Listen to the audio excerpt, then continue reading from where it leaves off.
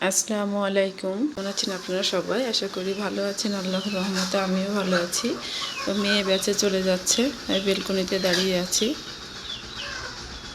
মেয়ে বেঁচে চলে গিয়েছে, আর পড়ার টেবিলে যে বই খাতাগুলো ছিল সেগুলো এই যে আমি সুন্দর করে গুছিয়ে দিয়েছি। এখন হচ্ছে ঘরটা কুড়িয়ে পরিষ্কার করে নেব। আর এদিক দিয়ে দেখেন আমার আব্বাজান ঘুম থেকে উঠে গিয়েছে।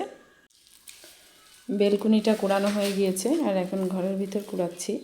আর ঘর যতই পরিষ্কার করি না কেন, দিনে যদি 2-3 বার পরিষ্কার করি তারপরেও দেখেন ময়লা বের হয়। এদিকে দেখেন বেলকুনি থেকে শুধু অতগুলো ময়লা বেরিয়েছে।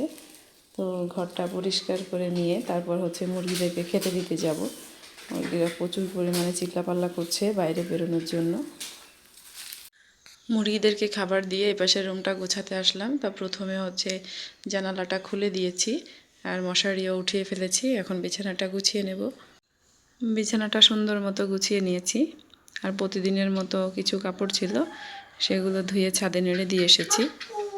রান্না করার জন্য সব কিছু গুছিয়ে নিয়েছি। আজকে লাউ রান্না করব চিংড়ি মাছ দিয়ে। আর এদিক দিয়ে আলু কেটে নিয়েছি, টমেটো, ধনিয়া পাতা, কাঁচামরিচ, পেঁয়াজ, আর এখানে আছে জিরা রসুন বেটে নিয়েছি। আর এদিক দিয়ে মাত্র 2 টুকরো রুই মাছ নিয়েছি, ছেলের জন্য আলু দিয়ে রান্না করব। এখানে হচ্ছে পেঁয়াজু করার জন্য খেসারির ডাল ভিজিয়ে রেখেছি। আর এটা হচ্ছে ছোলা, এইমাত্র বের করে নিয়ে আসলাম। দেখেন এখনও বরফ ছাড়েনি। তো আমি যখন হচ্ছে ফ্রিজে রাখার পর জমে যায়, আবার বাইরে বের করে কিছু একটা দিয়ে বাড়ি দিয়ে আবার এভাবে ঝুড়ো করে নিই, যাতে করে হচ্ছে আমার সুবিধা হয় নেওয়ার জন্য। যতটুকু লাগবে ততটুকু নিতে পারবে এভাবে, এই জন্যে। তো এখন রান্না করে নিই। প্রথমে হচ্ছে আমি লাউ রান্না করার জন্য ঝাল পেঁয়াজ আর চিংড়ি মাছ তেল দিয়ে ভেজে হালকা একটু পানি দিয়ে দিয়েছি, যেন লাউটা নিচে না লেগে যায়। এবার এর মধ্যে লাউ দিয়ে দিচ্ছি। আমার আম্মুকে দেখেছি কখনো লাউ মশলা দিয়ে রান্না করে না, তাই আমরা এভাবে রান্না করি।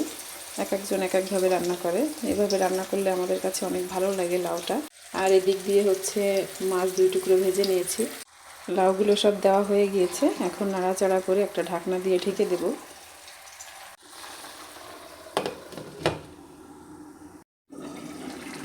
লাউটা একেবারে গলে নরম হয়ে গিয়েছে। এখন হচ্ছে আমি এর ভিতরে একটু টমেটো দিয়ে দেব।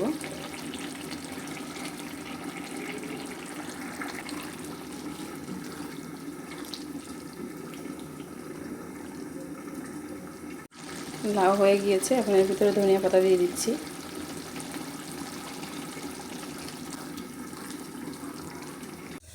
লাউটা হচ্ছে রান্না করে এই যে নামিয়ে নিয়েছি।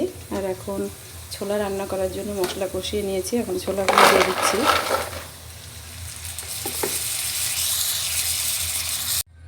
ছোলা রান্না শেষ করে নিয়েছি, এখন নামিয়ে নেব, তারপর ছেলের তরকারিটা রান্না করব। তরকারি রান্না শেষ করে নিয়েছি, লাউ রান্না, এদিক দিয়ে ছেলের জন্য মাছ রান্না, আর এই যে ছোলা রান্না করে নিয়েছি। এখন হচ্ছে চপগুলো ভাজার পালা। তো চপ এখন ভাজবো না, আর একটু দেরি করে ভাজবো, তাহলে গরম গরম থাকবে, খেতেও ভালো লাগবে। রান্নাগুলো শেষ করে নিয়ে এই যে ছাদে কাপড় নিতে চলে আসলাম। এখন কাপড়গুলো নিয়ে যাব, আসরের আজান হয়ে গিয়েছে।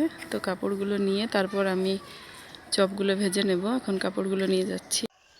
শুকনো কাপড়গুলো ভাঁজ করে নিয়েছি, আর যেগুলো ভেজা ছিল দড়িতে নেড়ে দিয়ে এসেছি। এখনও ছাদে থাকলে হয়তো শুকাতো, কিন্তু আমার বিকালে অনেক দৌড়াদৌড়ি হয়ে যায় ইফতারি রেডি করার জন্য। তার কারণে আমি সব কিছু আগে আগেই করে রাখি। আসরের নামাজ আদায় করে যে চপ ভাজতে চলে এসেছি। আমার মেয়ে এদিকে আলুর চপের জন্য আলুগুলো শেপ দিয়ে রেখে দিয়েছে, আমি এখানে যে বেসন গুলিয়ে নিয়েছি। আর এদিক দিয়ে যে পেঁয়াজগুলো আগেই ভেজে নিচ্ছি। এখন হচ্ছে বেগুনিগুলো ভেজে নিচ্ছি। বেগুনি লম্বা লম্বা ভাজলে বেশি সুন্দর দেখায়, তো আমার মেয়ে বলছে আম্মু গোল গোল করে ভাজো। গোল গোল করে ভেজে দিচ্ছি। গোল গোল করে ভাজলে কি হয়, আলুর চপের সাথে গুলিয়ে ফেলি, যার কারণে লম্বা লম্বা ভাজি, কিন্তু আজকে একটু গোল গোল ভাজছি। বেগুনি ভাজা শেষ করে নিয়ে এখন হচ্ছে আলুর চপ ভেজে নিচ্ছি। মেয়ে বলছে মা এগুলো সাদা হয়ে গিয়েছে, তো তুমি একটু লাল লাল করে বানাও, যার কারণে জাফরান দিয়েছি। তো এখন এগুলো হচ্ছে লাল হচ্ছে। এই যে সবগুলো চপ ভেজে শেষ করে নিয়েছি। ওদিক দিয়ে কাজ করছিলাম, আর আমার মেয়ে ইফতারি রেডি করে নিয়েছে। আজকে আমরা একটা স্পেশাল জিনিস খাবো, সেটা হচ্ছে আমের মুকুলের শরবত। তো আজকের ভিডিওটা এই পর্যন্তই। সবাই ভালো থাকবেন। আল্লাহ হাফেজ।